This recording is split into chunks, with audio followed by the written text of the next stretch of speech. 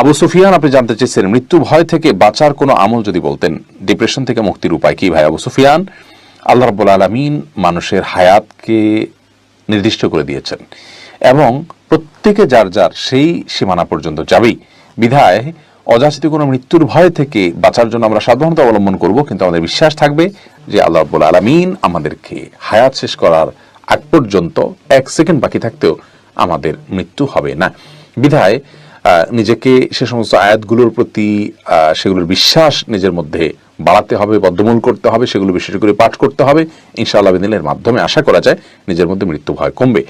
আর depression দূর করবার জন্য তাহাজ্জুদে সিজদায় গিয়ে আল্লাহর সাথে কথা বলুন, কাঁদুন, দোয়া করুন, আল্লাহর সঙ্গে একান্তে সময় কাটান। ইনশাআল্লাহ বিদিনিল্লাহ এর মাধ্যমে ডিপ্রেশন কিছুটা হলেও কমবে।